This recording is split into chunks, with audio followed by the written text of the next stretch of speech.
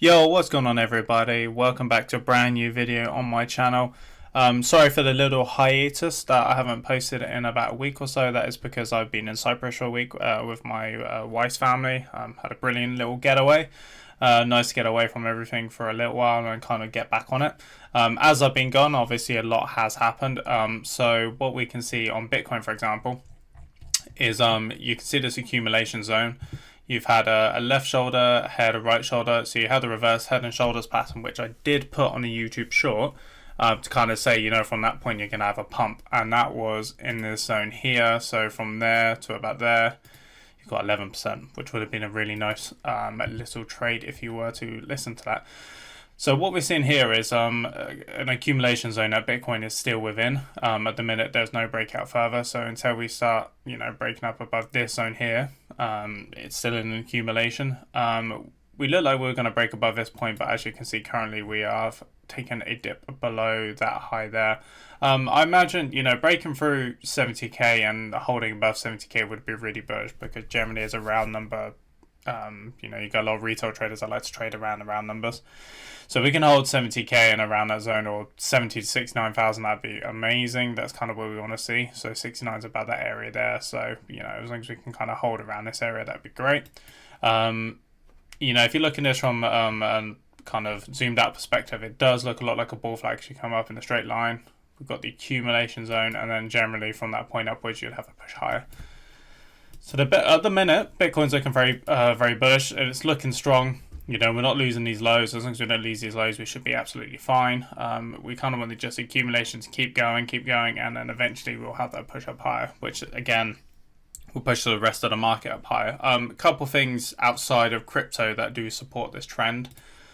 One is the S&P 500 is again looking bullish. It's broken the all-time high again, as you can see here, and it's just pushing up higher and higher and higher. It has hit this trend line of resistance, so that'll be interesting to see what happens from that point. So we just need to see what's going to happen here. Essentially, what I would kind of predict is we're going to have a push up higher as like a big old fake out, and then we're going to have a push way down kind of here somewhere, and then we need to see what happens from there, because if you think you've got one touch, two touch, one touch, two touch, if that's touch 3, you can either see it bounce up, or we're going to see a breakdown below, probably a recess of this trend, and then if there's a rejection, a big dump, which again, that would be my ideal situation with where I think the crypto market is also going.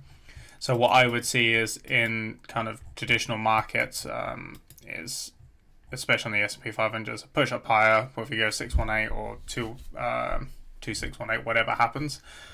I'd probably see that as like a kind of fake out area, and then we'll have a dip from that point then, and whether that's the big dip that everyone's talking about, you've got an overinflated market, you've got an overinflated housing market, an overinflated dollar because they printed so much during COVID, so there's a lot of kind of indicators to suggest that the market can really only keep going up so much as it can go.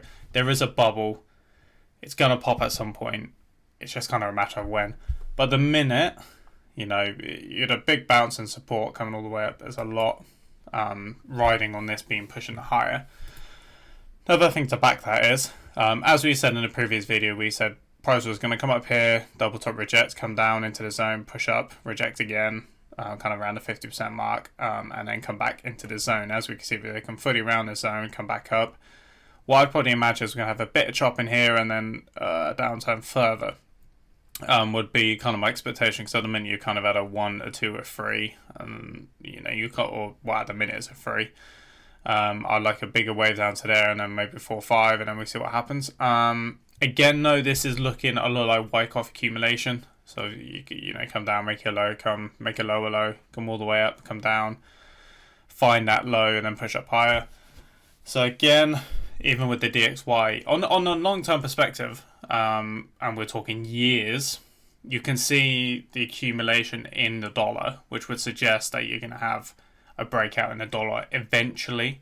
But for the meantime, I think the push up higher in the stock market, the push up higher for Bitcoin makes complete sense, especially for this year. And then I think next year and into the future, we're going to be looking at a big old bear market in the stock market. that's when crypto is going to go down. I think that's when there's going to be a bear market for crypto as well. Because again, when you're looking at the charts and looking at how things are playing out, you can just see it kind of balancing out to exactly when on the time frame things are going to happen. If we're going to have a bull run for crypto, it's got to be this year. I don't think you can ever push any further than that, because I don't think there's enough time left or enough of a runway to take off. At this point, you're kind of running out of space, especially with seeing how this is kind of lining up. We just need to keep an eye on it for now, see how things go. But a little bit of a breakdown further more towards this zone would hopefully give us the big old pump, and then from there we can obviously take our profits, wait for the rotation into altcoins, and take our altcoin profits. I would obviously rotate into the, say you got HBAR for example, and you've done it 5 times, right? You want to think about the assets that are next in line after that. So you're going to go, okay, cool, XRP goes last in the cycle. You could rotate some of your profits into XRP, for example, blah, blah, blah. Take your profits. Don't hold a bag this cycle. Do not hold a bag, because I have a feeling it's going to be a bubble-like situation across all markets. People are going to move to safe assets, and I think that's going to be the dollar, and I think that's going to be gold as normal. Bitcoin itself, I know it's a store of value, and people see it as that, but I think because of for example, like the dot-com bubble, I think Bitcoin's going to fall into that, and the whole crypto market, because there's a new emergent asset class. Although it's got a lot of adoption, again, it's on that same sort of trajectory as the dot-com bubble was. So that's will kind of be the long term outlook. But right now, currently, I think Bitcoin's bullish, the stock market's bullish, and I think there's a lot of potential to be made money-wise later this year, and a lot of upside. Another couple of things to look at as well, which is really good, which we can kind of, I know it goes hand in hand with Bitcoin, but it's still bullish and positive. If you see Ethereum and even Total 2, which is obviously all altcoins excluding Bitcoin, you can see a very similar pattern, which is mental, by the way, is how exactly this looks in comparison to each other. But you can see the big old breakout, which is amazing. You're breaking that high there, which is really good. We want to come up and retest this high here. But I mean, because of this shoot up, I mean, even in Total 2, we want to see a push up a little bit higher to kind of match the push and momentum that Ethereum's had. From this point, obviously, we're going to be looking for probably, I mean, we shot up very quickly here, so you probably want to look for a bit of an accumulation zone. Maybe you accumulate up and then push up higher. Maybe create a bit of a bull flag, whatever. We want to see a bit more bullish momentum. Good thing is indicators here. If we look at the MACD, you've got to push up higher. It's already crossed over, and you've got a lot of momentum and room to kind of push up higher here.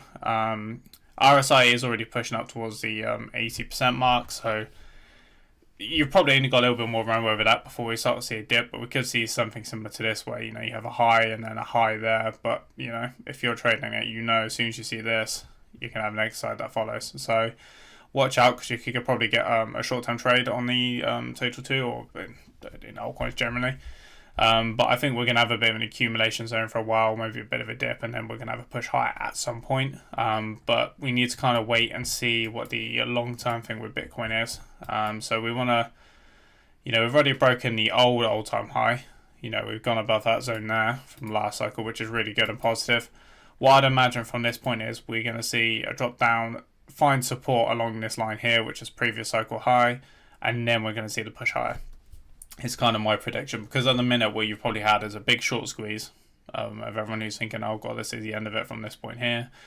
Then you can have everyone going, oh no, we're bullish because we're about to break high, and then you're going to come back, probably stop a bunch of people out there might have done it all along the all-time high, because that's probably something retail would do. Gonna take out a bunch of stops, probably wick down, find support, and then have a push higher. So probably something similar to that sort of candle there, where you have a big wick and a high candle body that holds support above there, and then the push higher would be kind of how I would see Bitcoin playing out in the next month or so. Generally, one thing that's really positive as well for Bitcoin and the market in general is during election years, June and July are obviously very bullish months. Negatively, April and May are normally very negative. So if we start at the start of here, you've got March. Obviously in March is when we started going down, it was negative. But all of May, you can see, all of April, sorry, you can see all the way down until 1st of May. We're in a downtrend the whole way through, so you have a negative month. Interesting, you had a big negative first day in May, and then since then you've had a high push up, which is interesting because normally May is a very bearish month with very, very small amount of gains. So, even this is very interesting because even through April you had a little bit, it was a bit interesting because you had a big push up and there was a lot of negative sentiment towards the back end of the month. But May's just fucking rocketed. So that's very interesting to see that historically that hasn't exactly followed that trend. But if we're kind of talking to normality and trends, that generally, June and July, even into August, June and July, you're very, very, very bullish months where you get a lot of momentum. And then August is just generally, you do have gains, but it kind of diminishes when it gets to that point. You kind of lose a lot of momentum that you would have had from the previous 2 months. And that is completely based on election year cycles anyway. Obviously, if it's a normal year, generally that would differ. I'm just looking at the data from election years specifically, historically. So yeah, as you can see, I think we're, based on everything we can see here, there's going to be a nice push up for Bitcoin very soon. We just need to be patient. We need to keep an eye on things. We need to, build a good level of support from this point because we have shot up quite a lot in the past week or so. I mean, if you think just from the start of May up to here, which is 2-3 weeks, already up 25%, which is nuts. So, we want to keep an eye on things, build a nice accumulation zone, build a nice base, build a nice support, probably along what was the previous cycle high. And from there, we want to see probably one last little liquidation on the old longs just to kind of scare everyone just before we really take off. And then I think it's go time, really. But as we said, take your profits from Bitcoin in this next high that comes, rotate it into altcoins. Or obviously good high value altcoins that you see, and then fucking catch that bag, guys. So anyway, thank you guys for watching, and I'll catch you in the next one.